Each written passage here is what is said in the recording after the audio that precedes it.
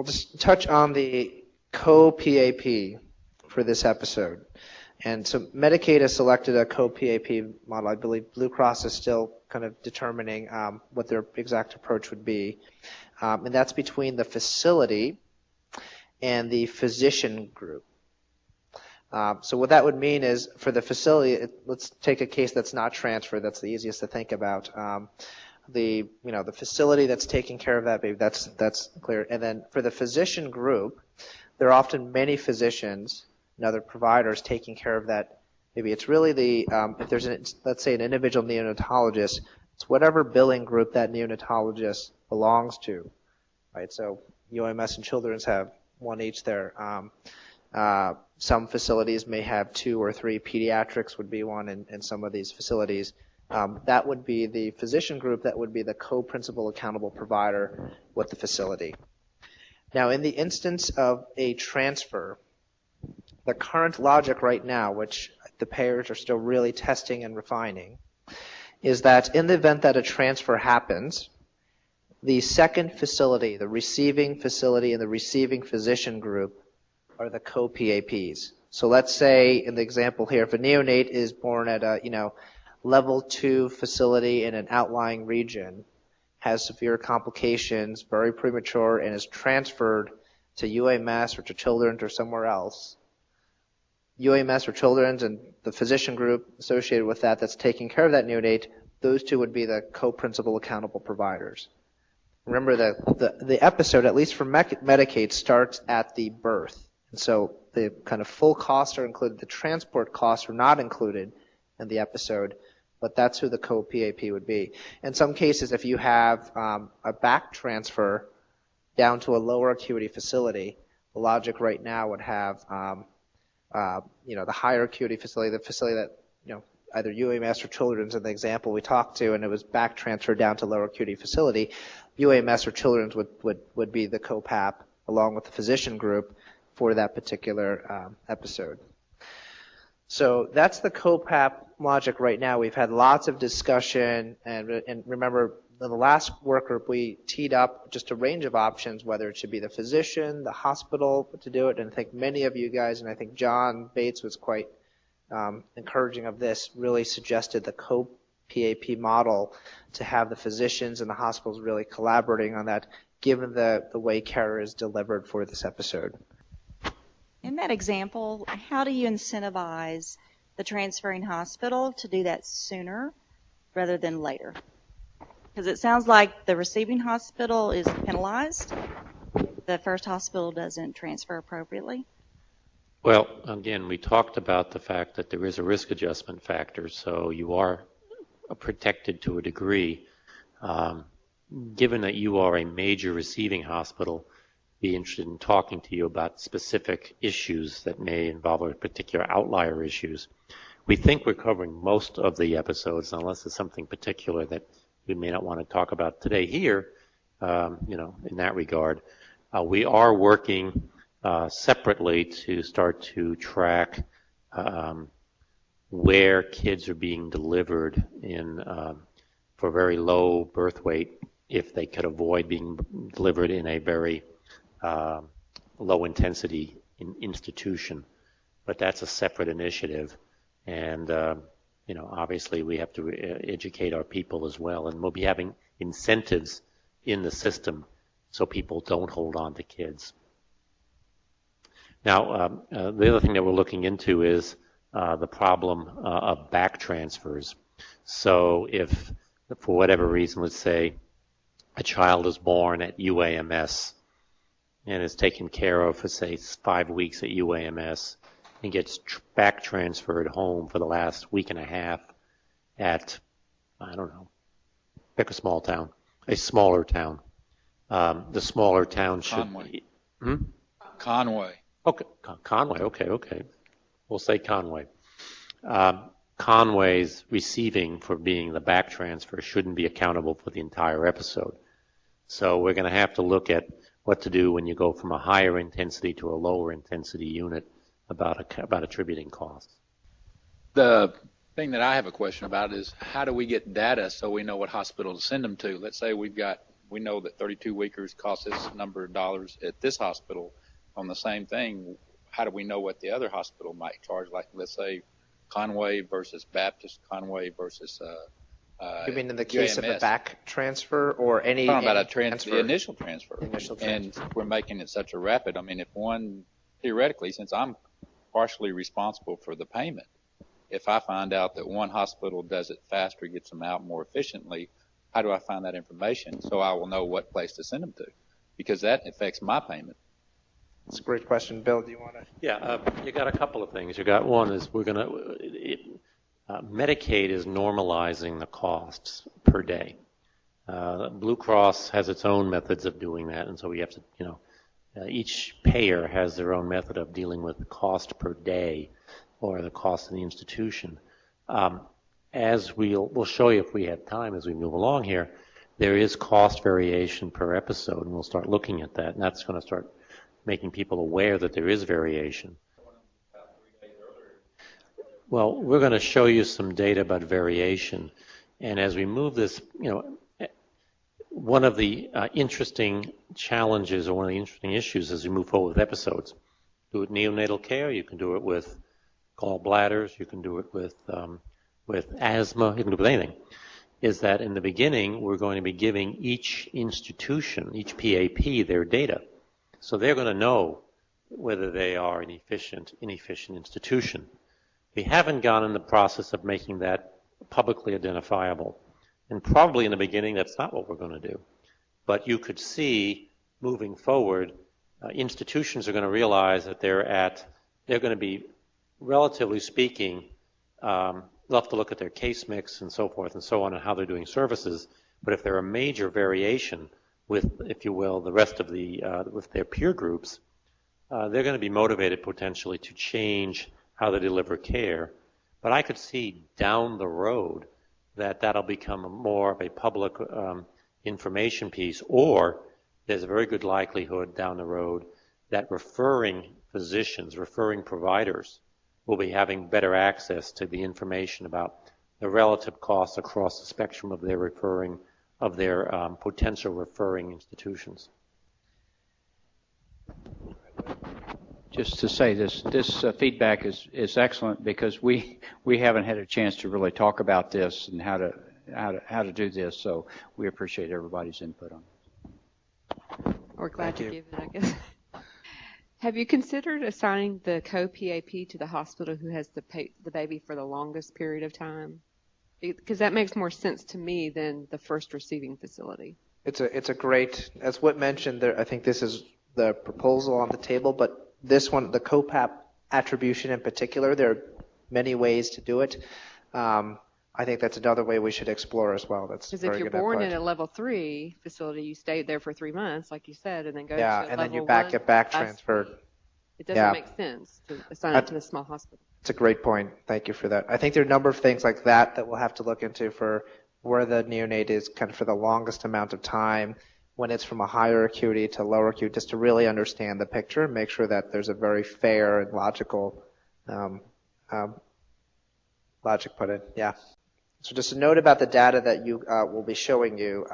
We'll be showing Arkansas Medicaid and then also Arkansas Blue Cross Blue Shield data.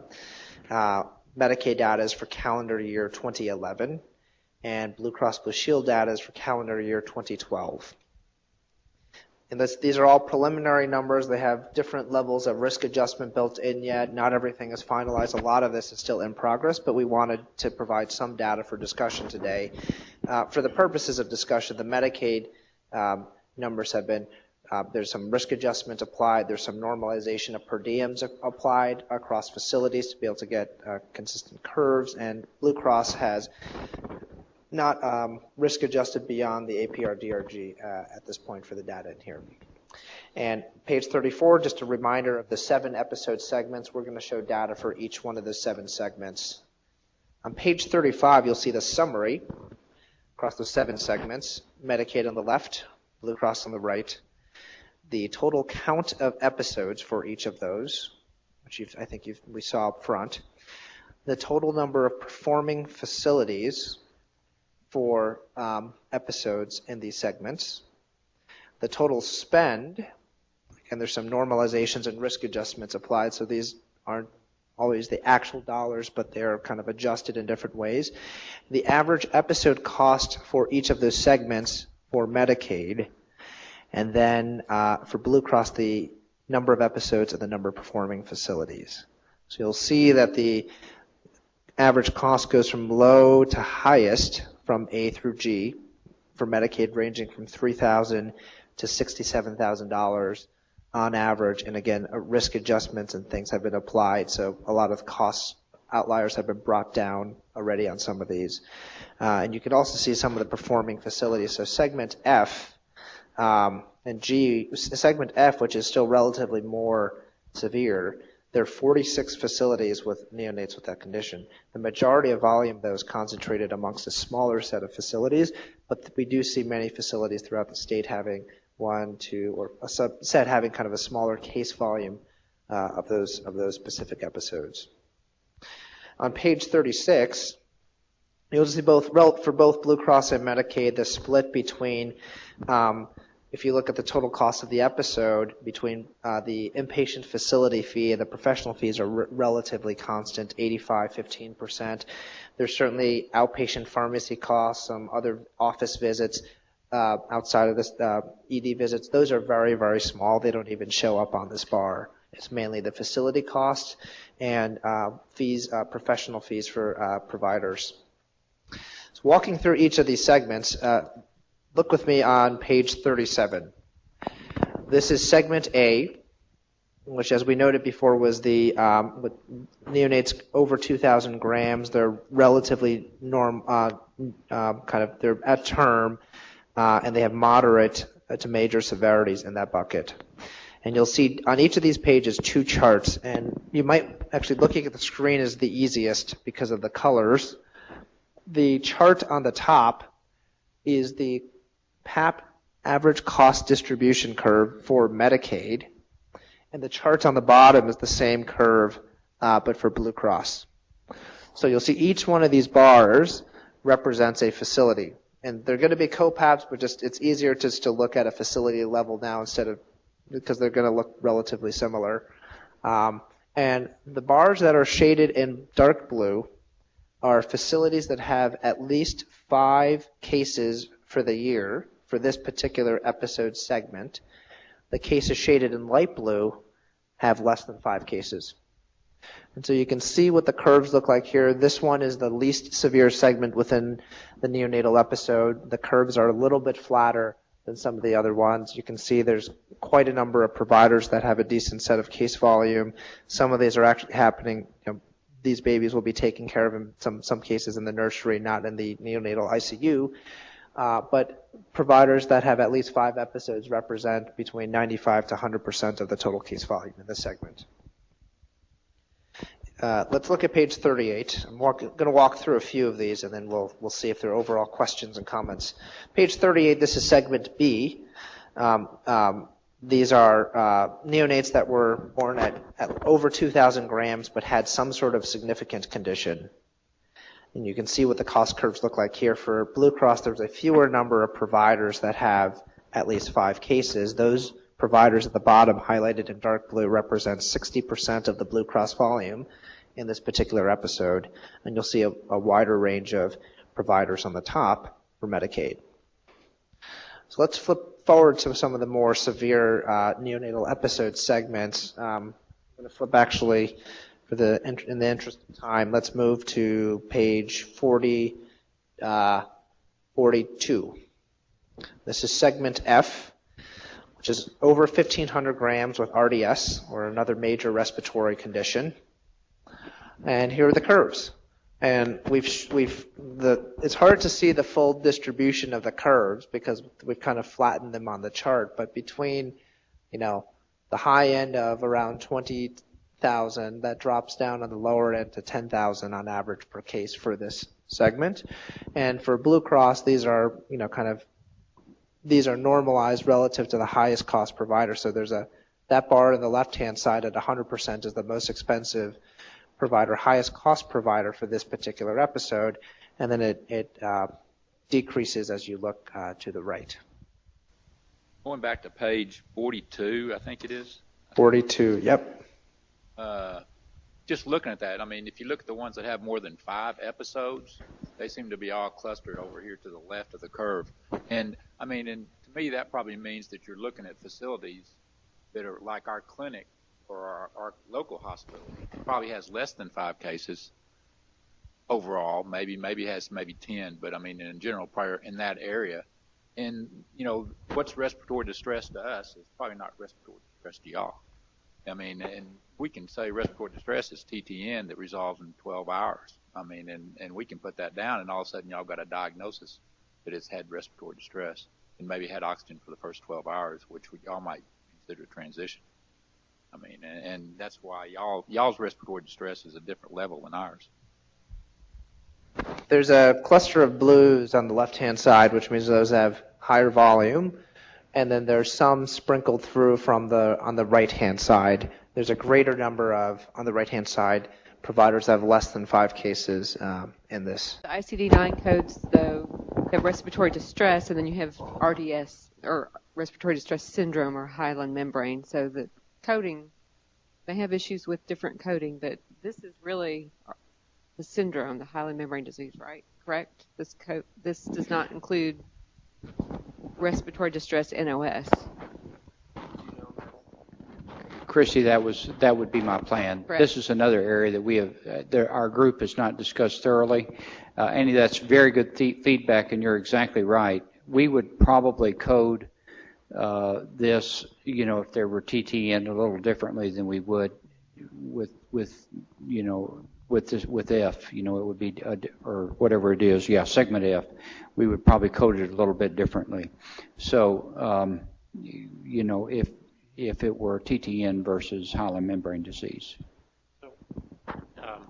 First of all, you cannot necessarily assume which institution is which up there, and you can sometimes get surprised that the big guys are over there and the little guys are over there. But part of this also can be addressed with risk adjustment. You have your, you know, the DRG gives you some severity clusterings and some disease clusterings, but, you know, we could start to build into this different conditions that would risk adjust so that a milder case gets a different weighting than a severe case. So we've done that with other episodes. You know, somebody who does a gallbladder with a sickle cell patient or a diabetic is a different than, you know, a 24-year-old, so with no comorbidities.